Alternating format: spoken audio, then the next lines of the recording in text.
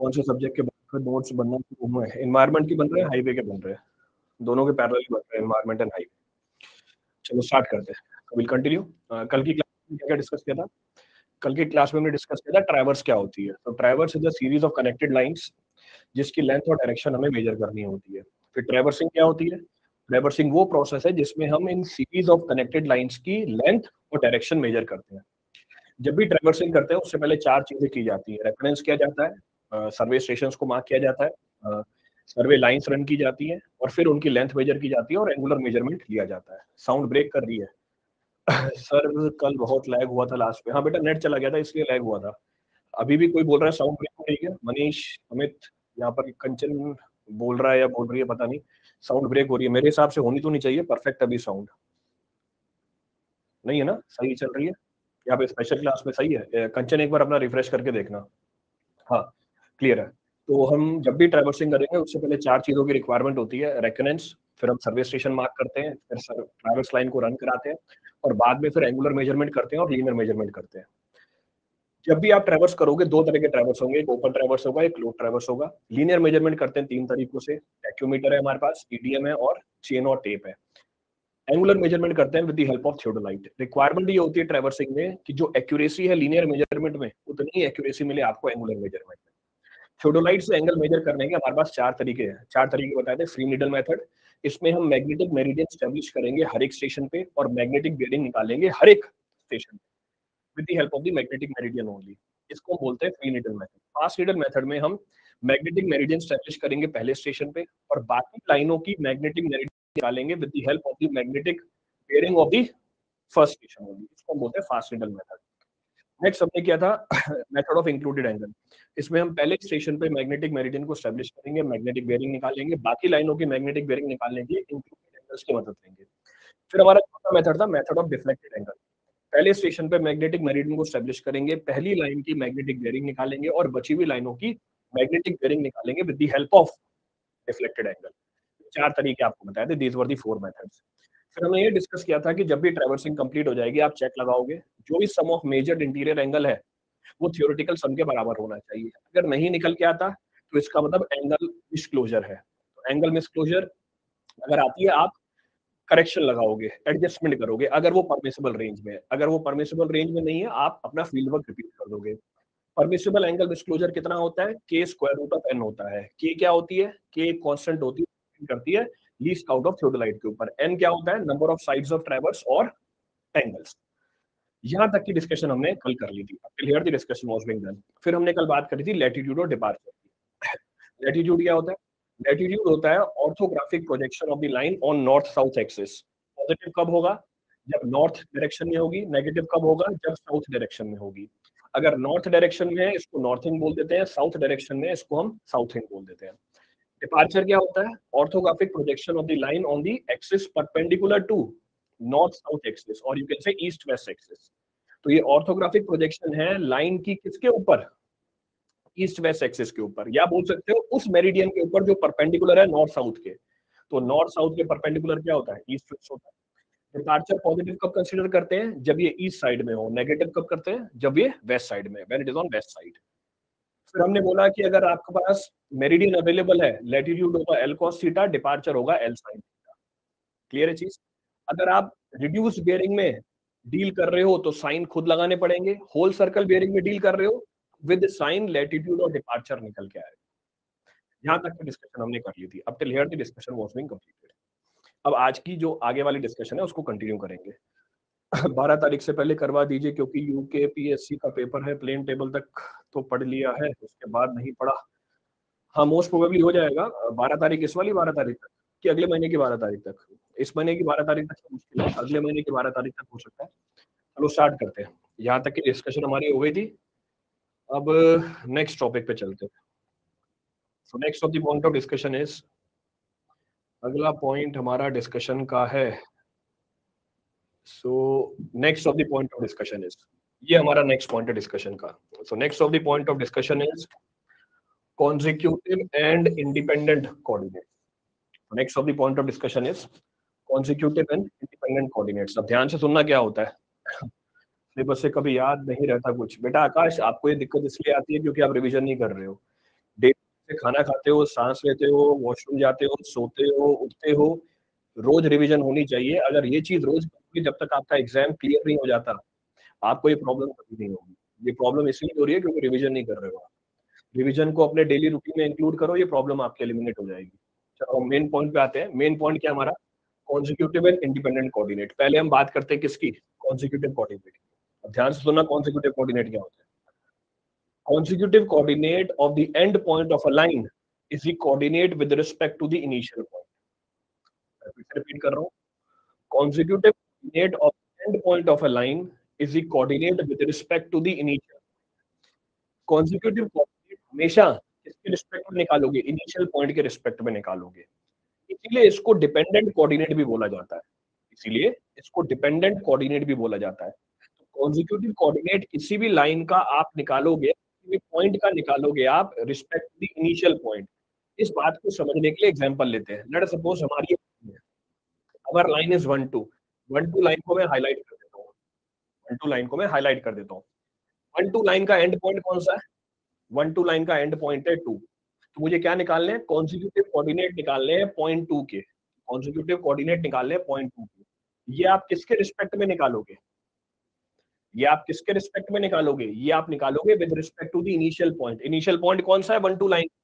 1 2 line का initial 1। तो 1 2 line का इनिशियल पॉइंट है 1। तो अगर मुझे इसके कोऑर्डिनेट्स निकालने, जरा चेक करो, इसका एक्स कोऑर्डिनेट क्या होगा? What will be the X coordinate of point 2? Will be equal to departure of line 1 2। उसी तरीके से इसका y कोऑर्डिनेट क्या होगा? y कोऑर्डिनेट होगा लैटिट्यूड ऑफ लाइन 1 2। तो हमने 1 2 लाइन का डिपार्चर निकाला, 1 2 लाइन का लैटिट्यूड निकाला। क्या होता है लैटिट्यूड डिपार्चर? मैं अलग से बना के दिखा रहा हूँ। ये हमारी लाइन है 1 2। This is line 1 2। What is termed as latitude? इसका orthographic projection on north south axis. तो अगर इस लाइन का प्रोजेक्शन निकालोगे नॉर्थ साउथ एक्सिस पे, ये क्या निकल के आएगी? ये निकल के आएगी लैटिट्यूड। अगर इस लाइन का प्रोजेक्शन निकालेंगे ऊपर एक्सिस के ऊपर, इसको मैं क्या बोल दूंगा? डिपार्चर। तो सेकंड पॉइंट का कोऑर्डिनेट पहले पॉइंट के रिस्पेक्ट में कितना हुआ? पहले पॉइंट के रिस्पेक्ट में हुआ L1, D। क्लियर है चीज? अब इस बात को समझने के लिए एक और एग्जांपल लेते हैं। लेट अस सपोज हमारी लाइन है 2 3। अब मेरी लाइन क्या आई? 2 3 लाइन निकल के आई। मुझे थर्ड पॉइंट का कॉन्सिक्यूटिव कोऑर्डिनेट निकालना है। अब आप लोग बताओगे थर्ड पॉइंट का कॉन्सिक्यूटिव कोऑर्डिनेट कौन से पॉइंट के रिस्पेक्ट में निकालेंगे? जो हमारा थर्ड पॉइंट है, इसका कॉन्सिक्यूटिव कोऑर्डिनेट कौन से पॉइंट के रिस्पेक्ट में निकालोगे? पॉइंट 2 के रिस्पेक्ट में। बिल्कुल सही बात है मलिक, बिल्कुल सही बात है फारिस, बिल्कुल सही बात है राहुल, शिवेंद्र। तो थर्ड पॉइंट का कॉन्सिक्यूटिव कोऑर्डिनेट निकाला जाएगा सेकंड पॉइंट के रिस्पेक्ट में। कैसे निकालूंगा? मैं 2 3 लाइन का लैटिट्यूड निकाल लूंगा और 2 3 लाइन का डिपार्चर निकाल लूंगा। तो L2 और D2। तो L2, D2 are the consecutive coordinate of what? Point 3। ये रही चीज। इसमें तो कुछ भी। तो कॉन्जिक्यूटिव कोऑर्डिनेट किसी भी एंड पॉइंट की हमेशा उसके इनिशियल पॉइंट के रिस्पेक्ट में निकाली जाती है। वॉइस ब्रेक हो रही है सर। बेटा वॉइस ब्रेक होती तो मुझे को अल्लाह बचाने लग जाते बाकी लोग। एक बार रिफ्रेश करो अपना सिस्टम।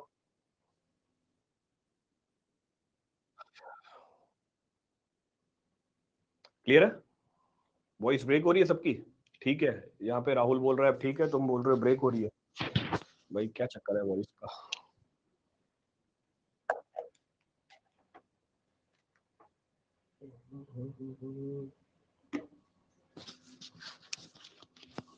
बीच बीच पे।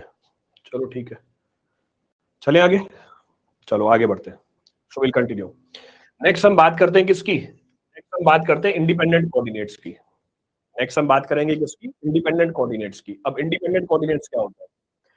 इंडिपेंडेंट कोऑर्डिनेट किसी भी पॉइंट के हमेशा निकाले जाते हैं with respect to the origin. मैं फिर से रिपीट कर रहा हूं, ये डिपेंडेंट कोऑर्डिनेट था, ये इंडिपेंडेंट कोऑर्डिनेट है। So this was dependent coordinate, this is independent. Independent coordinate किसी भी पॉइंट का निकाला जाता है ओरिजिन के रिस्पेक्ट में। जैसे एग्जांपल लेते हैं, पॉइंट नंबर 1। अब पॉइंट नंबर 1 का मुझे इंडिपेंडेंट कोऑर्डिनेट निकालना है। किसके रिस्पेक्ट में निकालोगे? हमारे कॉमन ओरिजिन के रिस्पेक्ट में निकालोगे, 0 0। तो मुझे पॉइंट 1 के इंडिपेंडेंट कोऑर्डिनेट बताइए कितना आ रहा है? मेरा पॉइंट नंबर 1 है, इसका इंडिपेंडेंट कोऑर्डिनेट क्या आएगा? What will B it's independent coordinate? तो हमारा जो पॉइंट नंबर 1 है, मुझे इसका इंडिपेंडेंट निकालना है। निकाल के बताना पॉइंट 1 का independent coordinate. So what will be the independent coordinate? Voice break हो रहा है, नॉट क्लियर। वॉइस ब्रेक हो रही है, काहे ब्रेक हो रही है?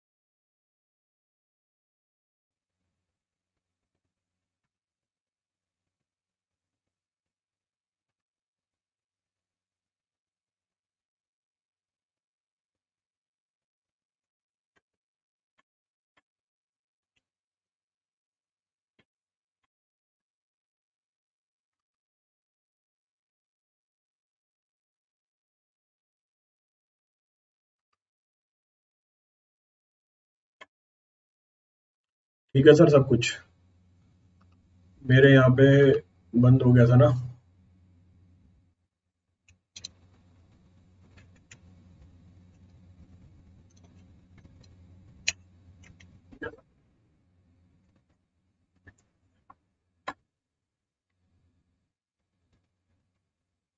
Now the voice is coming. From where will I get the notes of this class? Group से मिल जाएंगे बेटा आपको notes. You can get the notes from the group. चलो अब ठीक आ रही है? कोशिश तो करिए मैंने सब कुछ ठीक हो जाए।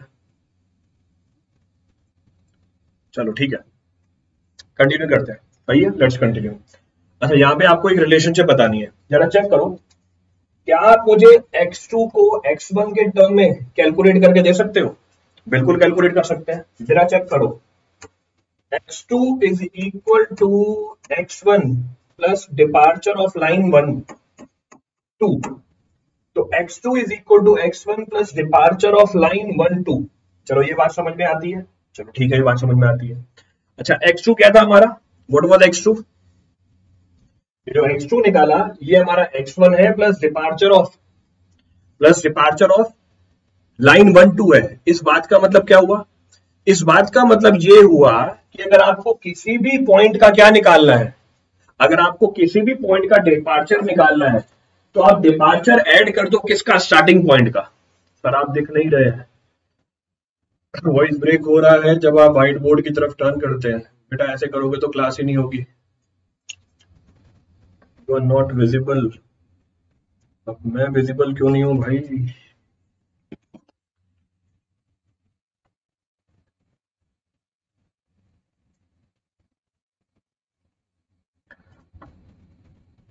अरे बाबा,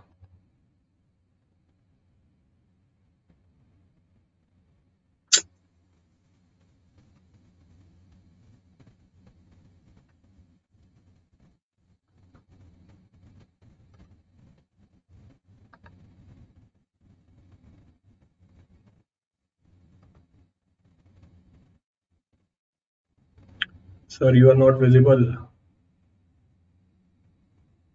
वायर हिल गया।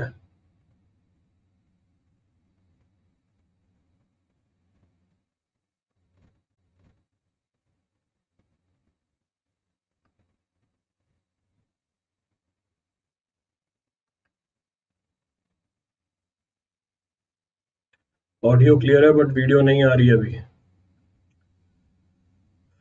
वीडियो अटक गया है सर। रुको भाई, ठीक करते हैं फिर इसको, और क्या करें।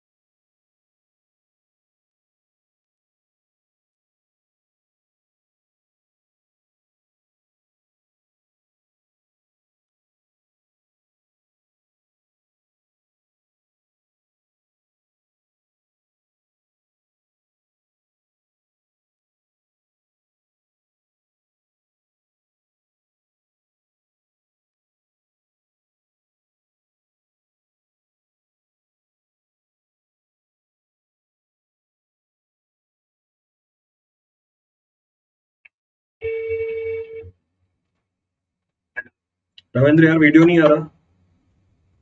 वीडियो नहीं आ रहा। वीडियो ब्लॉक हो गया यूट्यूब पे, और वॉइस भी कट रही है।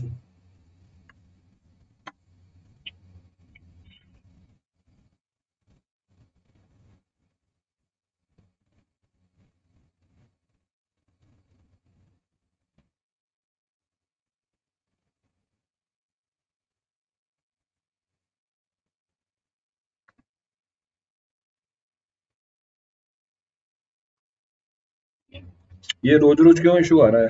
कभी आवाज कट जा रही है, कभी वीडियो चला जा रहा है। पता नहीं सर। तो अनअकैडमी वाले बता पाएंगे, तुम कहाँ के हो फिर? नहीं मतलब डेवलपर टीम बताता है। तो डेवलपर से मैं पूछूं? बोलना पड़ेगा सर, अभी अंदर इसलिए आपको पता चल रहा है कि ये पेपर हो रहा है। तो ये बच्चों का पेपर है कि कैसे इनका सिलेबस पूरा होगा? रोज यही करते रहेंगे तो। जैसे हो सकता है अकाउंट्स।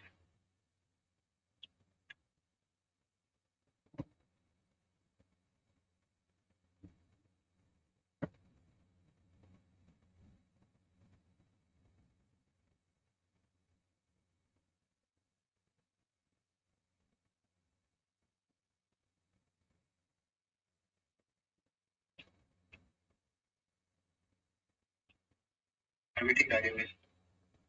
कहाँ आ रही है वीडियो? नहीं यूट्यूब ऐप पे नहीं, यूट्यूब पे नहीं आ रही बच्चों को।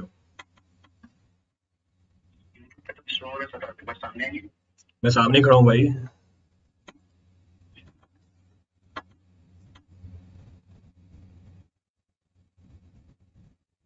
कैमरा के सामने ही हूँ मैं, तो वीडियो नहीं आ रहा हूँ।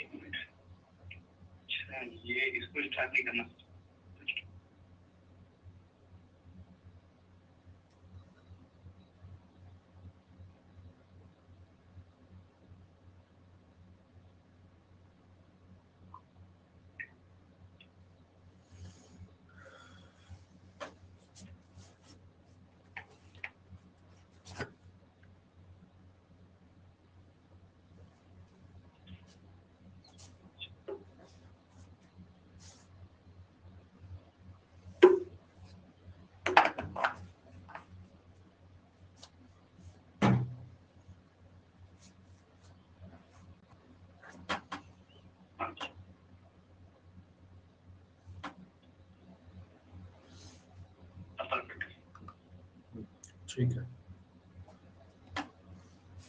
खड़े रहे तुम, रुके रहो थोड़ी देर यहाँ पे, जब तक 5-10 मिनट। ठीक है।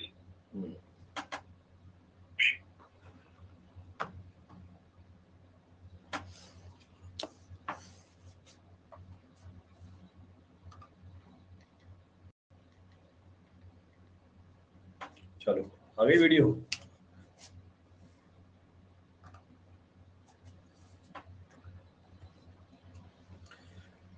भाई सर यूकेपीएससी के प्रीवियस ईयर करा चुके हैं, वो देख लो पहले। वो थोड़ी देखेंगे भाई, चाहे कितना भी करा लो वो नहीं देखेंगे। थोड़ी सी भी कोई प्रॉब्लम होगी उसमें रोने लग जाएंगे, वो नहीं देखेंगे। चलो ठीक है, चलते हैं।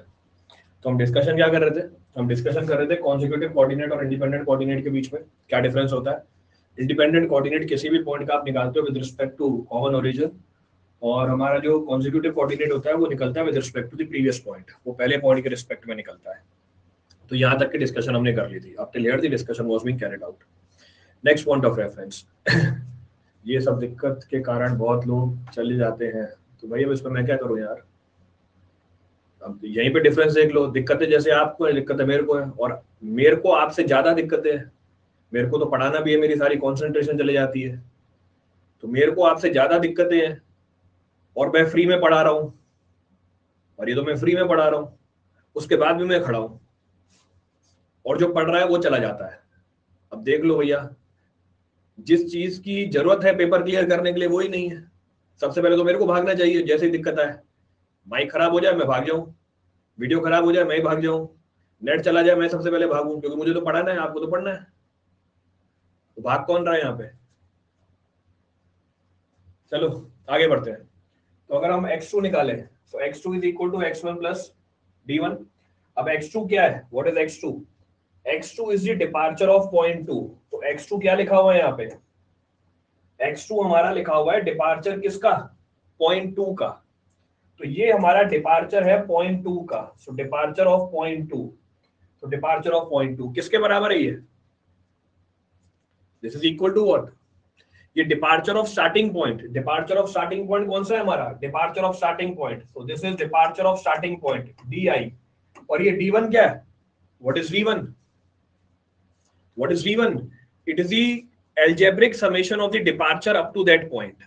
ये एल्जेब्रिक समेशन है डिपार्चर का उस पॉइंट तक। इस बात को क्लियर करने के लिए एक और एग्जांपल लेता हूं। इस बार को क्लियर करने के लिए एक और एग्जांपल लेता हूं। Late us suppose point number 3। Point number 3 का इंडिपेंडेंट कोऑर्डिनेट है x3, y3। x3, y3।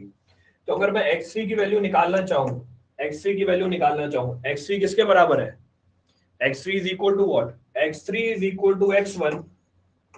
So x3 is equal to x1 plus d1 plus d2. तो ये x3 क्या है? x3 है departure of point number 3। x3 if departure of point number 3। ये क्या है? Departure of initial point. Departure of initial point. और d1 और d2 क्या है? d1 और d2 is the summation of the departure up to that point. इस बात का मतलब ये हुआ, डायरेक्टली आपका एक सवाल बना, अगर आपको किसी भी पॉइंट का डिपार्चर निकालना है, इसमें इनिशियल पॉइंट के डिपार्चर के अंदर क्या ऐड कर दो? बाकी सारी लाइनों के डिपार्चर को ऐड कर दो, आपको क्या मिल जाएगा? उस पॉइंट का डिपार्चर मिल जाएगा। ये बात वैलिड है लैटिट्यूड के लिए भी। जरा चेक करो कैसे। मुझे y2 निकालना है, y2। So y2 is equal to what? y2 is equal to y1. तो y2 is equal to y1. साथ में क्या करो, साथ में कर दो लैटिट्यूड को ऐड। अब जब लैटिट्यूड को आप ऐड कर रहे हो, जरा चेक करना है यहाँ पे हमारा लैटिट्यूड है नेगेटिव, तो मैंने ऐड ही किया है यहाँ पे। तो y1 प्लस जो लैटिट्यूड है वो माइनस L1 है।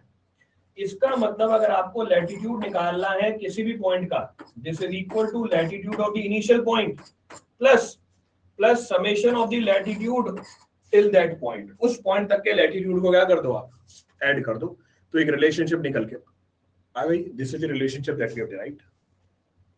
क्लियर है? चले आगे।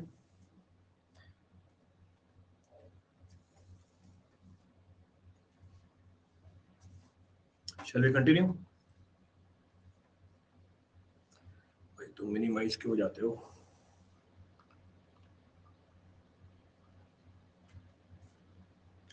चले, चलो आगे बढ़ते हैं। तो ये तो हमारा हो गया कॉन्सेक्यूटिव कोऑर्डिनेट और इंडिपेंडेंट कोऑर्डिनेट। नेक्स्ट पॉइंट चलते हैं।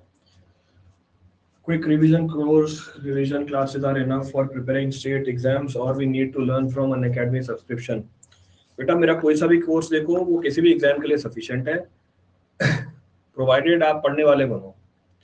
क्विक रिवीजन कोर्स नाम है इसका, बाकी कंटेंट पूरा है इसके अंदर, कंटेंट इज कंप्लीट। वो नाम देने पड़ते हैं अच्छे अच्छे, आजकल नाम चलते हैं ना, अच्छे अच्छे नाम डाले ताकि आप भी उसको पढ़ो। बाकी इसमें कंटेंट पूरा है, कंटेंट इज देयर। आप कोई सा भी exam, not only state services, engineering services, GATE भी दोगे, उसके लिए भी जितना कंटेंट होना चाहिए उससे ज्यादा कंटेंट है। चलो आगे बढ़ते हैं। Next is check to be applied in the close traverse. अब आपको जो चेक लगाने हैं क्लोज ट्रैवर्स के अंदर। अब क्लोज ट्रैवर्स में क्या चेक लगते हैं? पहला केस उठाया लूप ट्रैवर्स। लूप ट्रैवर्स भी दो तरह के होते हैं। पहला एक क्लोज लूप होता है और दूसरा लिंक होता है। One is close traverse, the other is link traverse. अब अगर मैं बात करूं क्लोज ट्रैवर्स की, क्लोज ट्रैवर्स ये बना हुआ है क्लोज ट्रैवर्स, क्लियर है चीज? तो हम बात कर रहे हैं लूप ट्रैवर्स की। लूप कौन सा ट्रैवर्स होता है? क्लोज ट्रैवर्स होता है। दो तरह के ट्रैवर्स होते हैं, क्लोज और ओपन। अगर मैं बात करूं लूप ट्रैवर्स की, लूप ट्रैवर्स के अंदर first point, algebraic summation of all the latitude should be equal to 0। क्यों? क्योंकि जो इनिशियल पॉइंट है और जो एंड पॉइंट है वो सेम है। क्योंकि जो इनिशियल पॉइंट है और जो एंड पॉइंट है वो सेम है। इसका मतलब जो algebraic सम होगा सारे लैटिट्यूड का वो 0 के बराबर आना चाहिए। उसी तरीके से जो algebraic सम होगा सारे डिपार्चर का, ये भी 0 के बराबर आना चाहिए। इस बात का मतलब ये है कि जितनी भी नॉर्थिंग है वो साउथिंग के बराबर होनी चाहिए, जितनी भी ईस्टिंग है वो वेस्टिंग के बराबर होनी चाहिए। It should be equal to easting and westing. Clear चीज? क्विक रिवीजन आरसीसी की क्लास मिल नहीं रही है तो भैया कैसे ढूंढ के दूं बताओ? बाकी मैंने तो ये सुना है ढूंढने से तो भगवान भी मिल जाते हैं। तुम्हें क्विक रिवीजन आरसीसी की क्लास नहीं मिल रही, मेरे यूट्यूब पे ही है, सर्च मारो मिल जाएगी। और मुझसे इसमें कैसी हेल्प एक्सपेक्ट कर रहे हो आप? ग्रुप पे सारे लिंक भी डाल रखे। Sir please give group link. Path जरा बताना, ग्रुप लिंक कैसे दूं मैं आपको? यहाँ पे जैसे तुम बोलोगे वैसे लिंक दे दूंगा मैं। जरा बताना यूट्यूब पे लिंक कैसे देते हैं?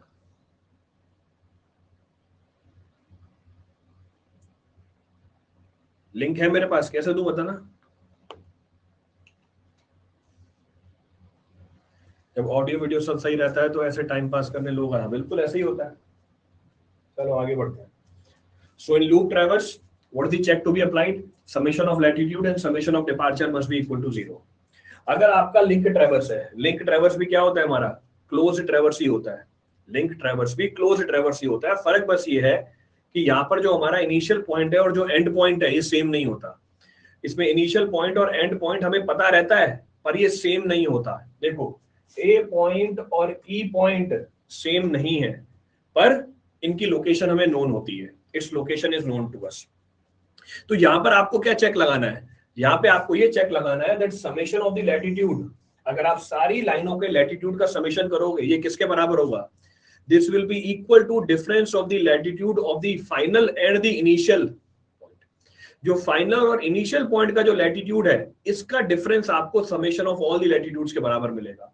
तो L1 से लेके Ln करोगे, this will be equal to Ln minus L1। उसी तरीके से summation of departure of all the points will be equal to difference of departure of the last point and the first point. ये correction आपको या check आपको लगाना है किसके अंदर, क्लोज ट्रैवर्स के अंदर। क्लोज लूप भी हो सकता है, क्लोज लिंक ट्रैवर्स भी हो सकता है। तो अगर ये हमारा लूप ट्रैवर्स है, कंडीशन क्या थी, कंडीशन थी summation of latitude must be equal to 0, summation of departure must be equal to 0। ये किसके लिए वैलिड है, ये वैलिड है हमारे लूप ट्रैवर्स के लिए, this is valid for loop traverse. पर अगर लिंक ट्रैवर्स है, लिंक ट्रैवर्स का मतलब इनिशियल पॉइंट और एंड पॉइंट सेम नहीं है, इसमें आप ये बोलोगे कि summation of latitude is equal to ln minus l1, summation of departure is equal to dn minus d1। ये चेक आपको लगाना है किसके अंदर, क्लोज ट्रैवर्स के अंदर। This is the check which is to be applied in close traverse. अब आगे बढ़ते हैं, आगे बढ़ते हैं। अगला पॉइंट क्या है, late us suppose loop traverse में समेशन ऑफ लैटिट्यूड 0 के बराबर नहीं आ रहा, समेशन ऑफ लैटिट्यूड 0 के बराबर नहीं आ रहा है, इसका मतलब आपकी ट्रैवर्सिंग में एरर है, और वो एरर किसके बराबर होगा, let us suppose summation of latitude is equal to x which is not equal to 0, यानी x मेरा क्या हो गया, x मेरा एरर हो गया, तो हम इसको बोल देंगे ex, so this will be equal to ex। उसी तरीके से अगर summation of departure is equal to y which is not equal to 0, इसको मैं क्या बोल दूंगा, ey बोल दूंगा, so it will be technically termed as ey। तो अगर आपका समेशन ऑफ लैटिट्यूड और समेशन ऑफ डिपार्चर 0 नहीं आ रहा, इसका मतलब आपके ट्रैवर्सिंग में एरर है। क्लियर है, रिपीट करना है इसमें से कुछ भी, please do complete surveying as soon as possible. बेटा मैं तो कोशिश कर ही रहा हूं यार। चलो आगे बढ़ते हैं। तो अगर मेरा एरर आ गया लैटिट्यूड के अंदर, एरर आ गया डिपार्चर के अंदर, क्या आप टोटल एरर बता सकते हो, बिल्कुल हम टोटल एरर बता सकते हैं। तो टोटल एरर कितना हो जाएगा, so total error will be equal to summation of ex square plus summation of ey square. इस बात को समझने के लिए आप डायग्राम देख सकते हैं। To understand this point check this diagram. ये हमारा कैसा था ट्रैवर्स, ये हमारा लूप ट्रैवर्स था। लूप ट्रैवर्स के अंदर इनिशियल पॉइंट और एंड पॉइंट सेम होना चाहिए। इनिशियल पॉइंट है a, पर एंड पॉइंट आया हमारा a डैश। इनिशियल पॉइंट है a, एंड पॉइंट आया हमारा a डैश। इसका मतलब इसमें क्या आई, एरर आई। अब एरर को निकालोगे कैसे, सो एरर होगी हमारी summation of latitude which will be equal to ex, ये लिखी हुई ex, so this is ex। आप बोलोगे summation of departure this is equal to ey, ये लिखा हुआ ey। इसको मैं मैग्नीफाई कर रहा हूं, ये है ex और ये है ey। ये हमारा पॉइंट था a डैश, ये हमारा पॉइंट है a, और ये हमारा आ गया total error. So total error will be equal to ex का होल स्क्वायर प्लस ey का whole square. So this will give you the total error. आप डायरेक्शन निकाल सकते हो एरर की, डायरेक्शन क्या होगी एरर की, so direction, so tan theta. अगर मुझे डायरेक्शन निकालनी है, कैसे निकालूं direction, I have to calculate the value of the direction. देखो वो थीटा मार्क कर रखा है, थीटा है हमारा बेयरिंग इस लाइन की। तो अगर ये थीटा है, if this angle is theta, what is the value of tan theta, tan theta is equal to ex upon ey। यानी थीटा की वैल्यू कितनी हुई, थीटा की वैल्यू हुई हमारी tan inverse ex by ey। So theta की वैल्यू हो गई tan inverse ex by ey। अच्छा, अगर आपको एरर पता है, क्या आप करेक्शन बता सकते हो, if you know the error can you give me the value of correction. बिल्कुल सही बात है, correction is just opposite of the error. तो अगर मुझे करेक्शन निकालना है x डायरेक्शन में, तो cx will be equal to minus ex and cy will be equal to minus ey। इसका मतलब करेक्शन की जो डायरेक्शन होगी वो जस्ट ऑपोजिट होगी किसके, इसका मतलब करेक्शन की जो डायरेक्शन होगी वो जस्ट ऑपोजिट होगी किसके, एरर के। It will be just opposite of error. इसका मतलब अगर मेरा एरर पहले क्वाड्रेंट में है, तो मेरा करेक्शन कौन से क्वाड्रेंट में होगा, error in latitude, error in departure. बिल्कुल सही बात है, मलिक ने बिल्कुल सही बात बोली। तो अगर मेरा एरर है पहले क्वाड्रेंट में, तो हमारा करेक्शन कौन से क्वाड्रेंट में होगा, तो हमारा करेक्शन हो जाएगा तीसरे क्वाड्रेंट में। So my correction will be in third quadrant. तो ये हमारा करेक्शन निकल के आ जाएगा। अगर हमारा एरर है दूसरे क्वाड्रेंट में, तो हमारा करेक्शन कौन से क्वाड्रेंट में हो जाएगा, चौथे क्वाड्रेंट में हो जाएगा। तो दोनों का जो साइन है वो जस्ट ऑपोजिट होता है, the sign of both is just opposite. अच्छा, इसमें एक चीज और आती है, इसमें एक चीज और आती है, क्या, रिलेटिव एरर ऑफ क्लोजर। ये तो एरर आया क्लोजर का, एक और टर्म आती है रिलेटिव एरर ऑफ क्लोजर। अब रिलेटिव एरर ऑफ क्लोजर को कैसे डिफाइन करते हैं, ER, this is equal to error of closure divided by what, perimeter of the closure. So relative error of closure is equal to error of closure divided by the perimeter of closure. बिल्कुल सही बात है, third and fourth, absolutely correct, बिल्कुल सही बात बोली आपने।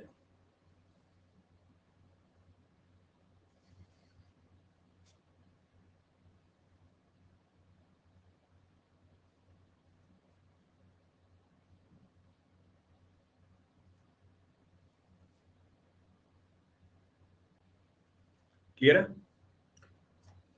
कोई सा पॉइंट रिपीट करना उसमें से अब, any of the point to be repeated from this?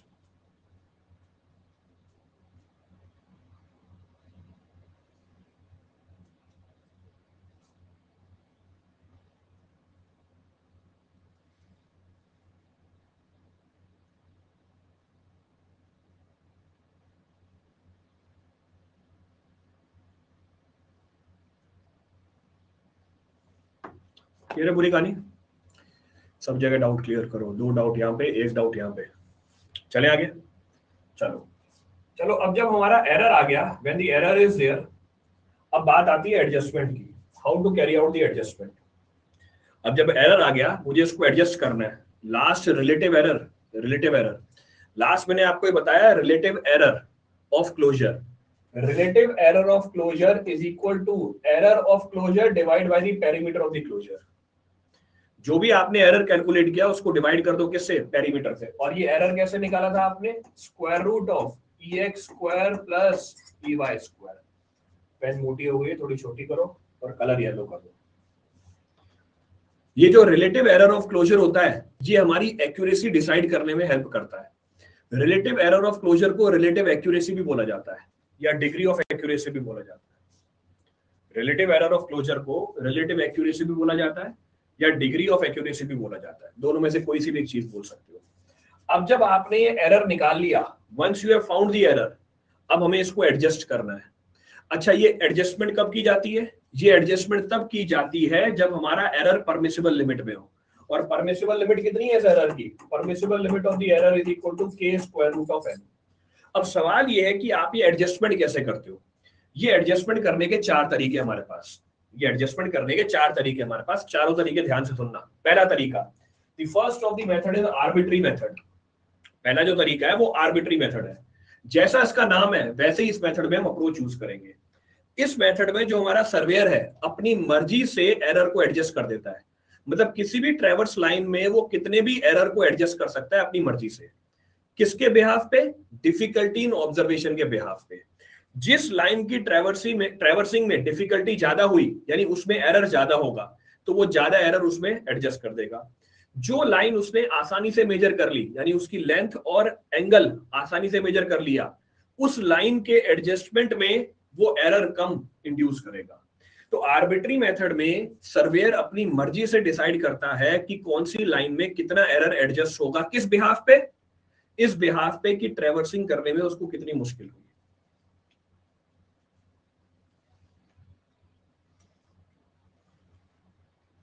Clear है?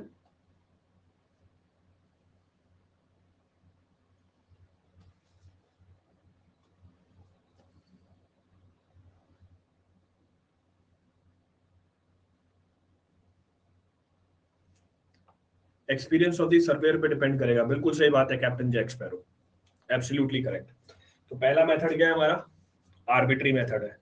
अब दूसरा मेथड क्या है जिसके ऊपर सवाल आता है? वो है Bowditch method, Bowditch rule.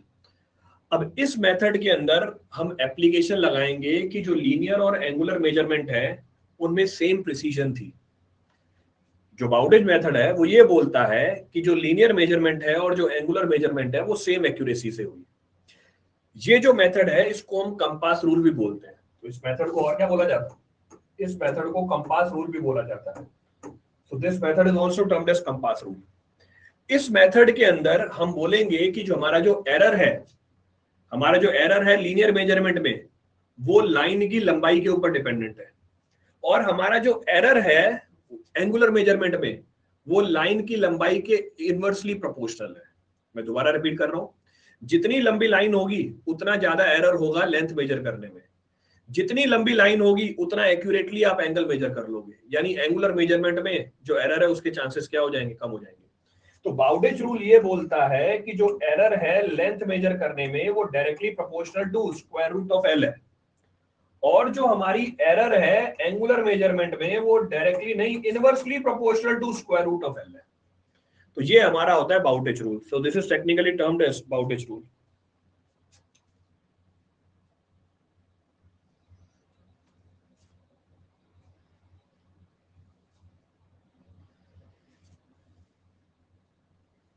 Clear है? चले आगे। अच्छा, अब यहाँ पे जो एरर है वो हर लाइन में कैसे एडजस्ट करोगे? यहाँ पे जो एरर है हर लाइन में एडजस्ट किया जाता है उसकी लेंथ के बिहाफ पे। कैसे? अभी आपने पीछे क्या निकाला? अभी आपने टोटल एरर इन लैटिट्यूड निकाला था। टोटल एरर इन लैटिट्यूड कितना था? EY। अभी आपने टोटल एरर इन लैटिट्यूड निकाला EY। इसको आप डिवाइड कर दो पेरीमीटर ऑफ ट्रैवर्स से और मल्टीप्लाई कर दो किससे? लेंथ ऑफ गिवन लाइन से। ये आपको क्या बता देगा? ये आपको एरर इन लैटिट्यूड बता देगा उस लाइन का। तो अगर आपको किसी भी लाइन के अंदर एरर निकालना है लैटिट्यूड में, सबसे पहले क्या निकालोगे? Total error in latitude. फिर इसको डिवाइड कर दोगे किसके साथ? पूरे ट्रैवर्स के पेरीमीटर के साथ। फिर इसको मल्टीप्लाई कर दोगे किसके साथ? उस लाइन की लंबाई के साथ। तो ये हमारा एरर आ गया लैटिट्यूड के अंदर ऑफ अ पर्टिकुलर लाइन, एक पर्टिकुलर लाइन के अंदर। अगर आपको डिपार्चर के अंदर एरर निकालना है एक पर्टिकुलर लाइन की, अब डिपार्चर के अंदर एरर निकालना है, वो कैसे निकालोगे? How you will calculate the error in the departure? Same approach. अगर मुझे डिपार्चर पता है टोटल EX, इसको डिवाइड कर दिया पेरीमीटर से, इसको मल्टीप्लाई कर दिया लाइन की लंबाई से, ये आपको एरर इन डिपार्चर बता देगा उस पर्टिकुलर लाइन का। तो ये हमारा होता है बाउडेज रूल। अगर मुझे हर लाइन के लैटिट्यूड और डिपार्चर में एरर पता चल गया, अगर मुझे हर लाइन के लैटिट्यूड और डिपार्चर में एरर पता चल गया, क्या आप करेक्शन लगा सकते हो? Can you apply the correction? अगर आपको हर लाइन के लैटिट्यूड और डिपार्चर में क्या पता चल गया? एरर पता चल गया, तो क्या आप करेक्शन लगा सकते हो? Can you apply the correction? बिल्कुल। करेक्शन एरर का क्या होता है? करेक्शन एरर का क्या होता है? जस्ट अपोजिट होता है। करेक्शन क्या होती है एरर की? जस्ट अपोजिट होती है। It is just opposite of that. Clear है पूरी कहानी? रिपीट करना है इसमें तो कुछ भी? Just opposite of this. तो पहला तरीका आर्बिट्री मेथड, दूसरा तरीका बाउडेज रूल। बाउडेज रूल तब लगाओगे जब एक्यूरेसी हमारे एंगुलर मेजरमेंट की और लीनियर मेजरमेंट की क्या चले? सेम चले। अच्छा, एक तीसरा तरीका भी है graphical method. Graphical method is based upon Bowditch rule only. Graphical method is based upon Bowditch rule only, with the only difference कि यहाँ पर हम जो करेक्शन लगाते हैं वो कैसे लगाते हैं? ग्राफिकली लगाते हैं। बस आपको वो कभी ग्राफ देगा नहीं तो आपके लिए इनसिग्निफिकेंट हो जाएगा। बस आपको नाम ध्यान रखना है। क्या नाम ध्यान रखना है? नाम ये ध्यान रखना है कि ग्राफिकल मेथड किसके ऊपर काम करता है? बाउडेज रूल के ऊपर काम करता है। It works on Bowditch rule.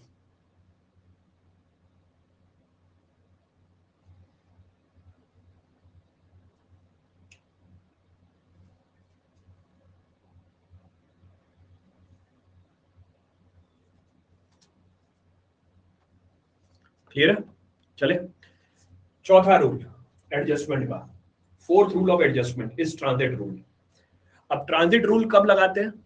Transit rule तब लगाते हैं when the angular measurement are more precise than linear measurement. तो बाउडेज रूल में एंगुलर मेजरमेंट की प्रिसीजन और लीनियर मेजरमेंट की प्रिसीजन सेम थी, पर ट्रांजिट रूल के अंदर एंगुलर मेजरमेंट की प्रिसीजन ज्यादा है किससे? लीनियर मेजरमेंट से। क्लियर चीज? यहां पर हम एडजस्टमेंट कैसे करते हैं? How the adjustment is being done. मुझे क्या पता है? टोटल एरर इन लैटिट्यूड पता है। मुझे टोटल एरर इन लैटिट्यूड पता है। क्लियर चीज? पिछले केस में हमने डिवाइड किया था किसके साथ? पेरीमीटर के साथ। यहां पे आप डिवाइड कर दोगे समेशन ऑफ लैटिट्यूड के साथ। तो पूरे ट्रैवर्स की समेशन ऑफ लैटिट्यूड और इसको मल्टीप्लाई कर दो लैटिट्यूड ऑफ, इसको मल्टीप्लाई कर दो लैटिट्यूड ऑफ गिवन लाइन, तो आपको error in latitude of given line पता चल जाएगा। तो पिछले केस में आपने यहाँ पे पूरे ट्रैवर्स के पेरीमीटर से डिवाइड किया था, इस बार आपने किससे डिवाइड किया है? समेशन ऑफ लैटिट्यूड से डिफाइन किया है। पिछले केस में यहाँ पर क्या थी? लेंथ थी उस लाइन की। इस केस में यहाँ पर क्या है? लैटिट्यूड है उस लाइन की। इसका मतलब ये है कि इस बार जो एरर डिस्ट्रीब्यूट हो रहा है वो लैटिट्यूड के रिस्पेक्ट में हो रहा है। उसी तरीके से अगर मुझे टोटल एरर पता है डिपार्चर में, डिवाइड कर दिया summation of departure of all the line, multiply कर दिया डिपार्चर ऑफ गिवन लाइन, तो आपको एरर पता चल जाएगा डिपार्चर ऑफ गिवन लाइन के अंदर। अगर मुझे एरर पता चल गया है तो करेक्शन क्या होगी? अगर मुझे एरर पता चल गया तो करेक्शन क्या हो जाएगी? Just opposite of this. इस मेथड में अगर किसी लाइन की लैटिट्यूड या डिपार्चर 0 हो जाए तो एरर भी क्या आ जाएगा? अगर इस मेथड में, ट्रांजिट मेथड में, किसी लाइन की लैटिट्यूड या डिपार्चर 0 आ जाए तो उस सिचुएशन में, इन दैट सिचुएशन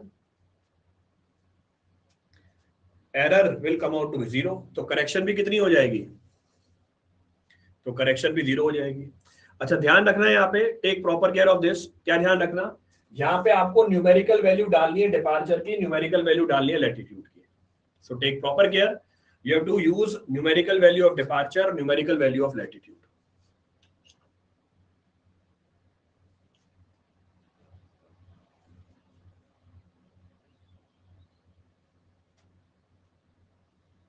क्लियर है?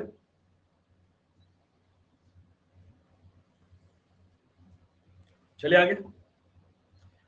चलो, चैप्टर आपका खत्म हो गया पूरा, योर चैप्टर इज फिनिश्ड।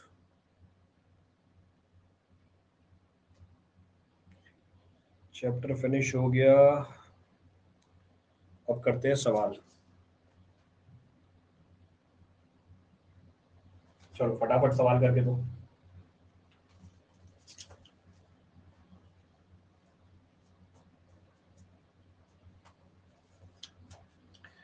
क्या पूछ रहा सवाल?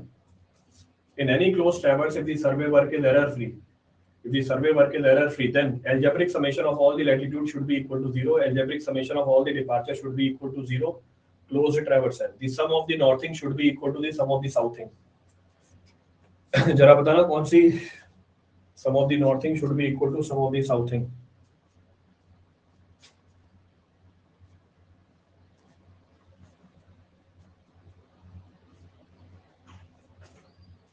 So which of the statement is correct? कौन सी statement सही है?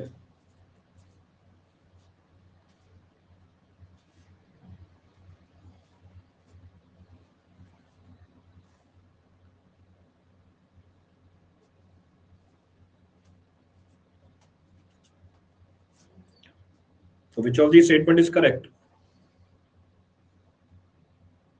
कौन सी statement सही आ रही है? All three. Why all three? तीसरी वाली statement सही क्यों है? भैया तीसरी वाली statement में तो अरिथमेटिक सम होना चाहिए ना, यहाँ पे सिर्फ सम लिखा हुआ है। तीसरी वाली स्टेटमेंट में अरिथमेटिक सम होना चाहिए, इट शुड बी अरिथमेटिक सम। आप सिर्फ सम बोल रहे हो। So not all three, पहली बात सही है और दूसरी बात सही है, ओनली ए इज करेक्ट। तो arithmetic sum of the southing must be equal to arithmetic sum of the northing. चलो आगे बढ़ते हैं। करेक्ट सीक्वेंस किसकी है? फॉलोइंग स्टेप्स है। देखो क्या स्टेप्स पूछे हुए।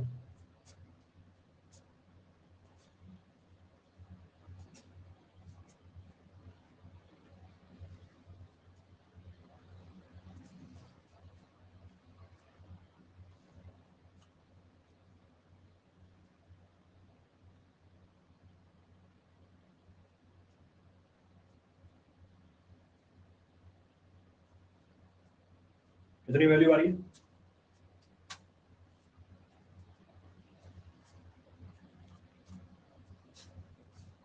नॉर्थिंग क्या होता है? सम ऑफ द नॉर्थिंग और sum of the sum of northing और sum of the arithmetic sum और सम में क्या डिफरेंस है? सैंडी बोल रहा है। एक बार ये देखते हैं। सैंडी, सैंडी देखो, L1 है 20, L2 है -30, L3 है 40, L4 है 50। अब मुझे सम निकालना है। सम की वैल्यू कितनी निकल के आएगी? नॉर्थिंग क्या होती है? वाह बेटा, नॉर्थिंग क्या होती है? हर्षप्रीत बहुत सही सवाल पूछा तुमने। नॉर्थिंग क्या होती है? अरे भैया लैटिट्यूड को नॉर्थिंग बोला जाता है। अगर लैटिट्यूड हमारा नॉर्थ डायरेक्शन में है, पूरा लैटिट्यूड खत्म करा दिया। इनफैक्ट जब क्लास स्टार्ट हुई थी उसके शुरू में बोला था कि नॉर्थिंग क्या होती है, what is being termed as northing. अगर लैटिट्यूड हमारा, if the latitude is positive, north side में what is termed as northing, अगर लैटिट्यूड हमारा पॉजिटिव है और वो नॉर्थ साइड में है, इसको हम नॉर्थिंग बोल देते हैं. This is technically termed as northing. अगर लैटिट्यूड हमारा नेगेटिव है यानी साउथ साइड में, इसको हम साउथिंग बोल देते हैं. This is termed as southing, उसको साउथिंग बोला जाता है. तो यानी positive latitude northing, negative latitude southing. So negative latitude will come out to be southing. Clear है? Northing southing. क्या पूछा है इसमें? Consider the following steps: calculation of summation of latitude, summation of departure, correction of latitude and departure, calculation of bearing, calculation of interior angle, calculation of independent angles. The correct sequence of these steps in Gales-Travers table calculation. बोला है Gales-Travers table calculation में steps बता दो कौन कौन से होंगे. ये तो भी पीछे मैंने बताया ना आपको. This I have discussed. फारिश बोल रहा है बी का तो पता ही नहीं, चेक करना पड़ेगा. सबसे पहले क्या करेंगे? सबसे पहले निकालेंगे interior angle. We'll calculate the interior angle. फिर हम कैलकुलेट कर लेंगे बेयरिंग्स, तो बेयरिंग भी कैलकुलेट हो जाएंगी. फिर summation of latitude, summation of departure, तो पहला, दूसरा, तीसरा. फिर लैटिट्यूड और डिपार्चर का समेशन अगर जीरो नहीं निकल के आया, करेक्शन लगाओगे तो विल अप्लाई द करेक्शन. और फाइनली क्या निकाल लोगे? फाइनली आप इंडिपेंडेंट एंगल्स निकाल लोगे. Finally you will calculate the independent angles. ये हमारी सीक्वेंस है. निकाल लो कौन सा ऑप्शन आ रहा है. क्या बोल रहे हैं ये सर? ये क्लास YouTube पर भी चल रही है. हाँ बेटा, ये क्लास YouTube पे भी चल रही है. This class is also running on YouTube. चलो देखो भैया, आखिरी सवाल.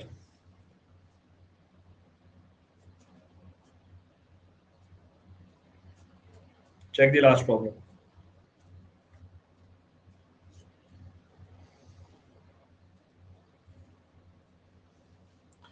सर्वे की क्लास डेली लो. हमारे एग्जाम बेटा डेली ले रहा हूँ. कल भी ली थी, आज भी ली थी, कल भी लूंगा.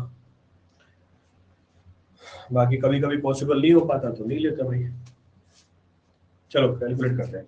In a closed traverse with 5 sides, the error found from forebearing and backbearing of the last line is 2 degree. The correction to the third line will be. तीसरी लाइन का करेक्शन लगाना है आपको. लगाओ. फोरबेयरिंग और बैकबेयरिंग का निकाल रखा है. हाँ सही है.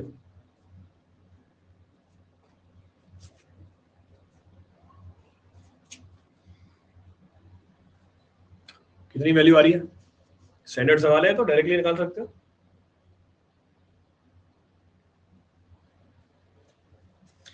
एरर निकालो, एरर का जस्ट अपोजिट हो जाएगा. तीसरी लाइन में निकालना है आपको. सो थर्ड लाइन,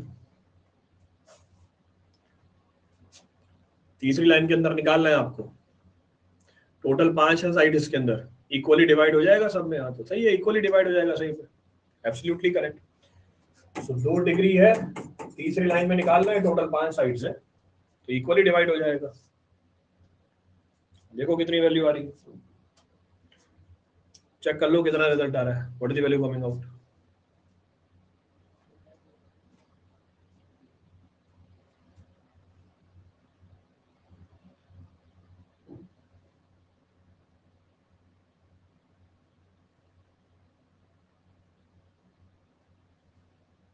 कितना आ रहा है रिजल्ट? 1 मिनट. डी जो भी आ रहा है, whatever is the value.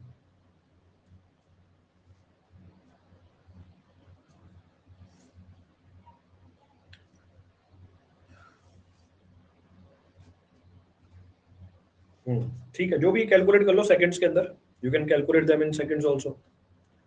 Second में कैलकुलेट कर लो.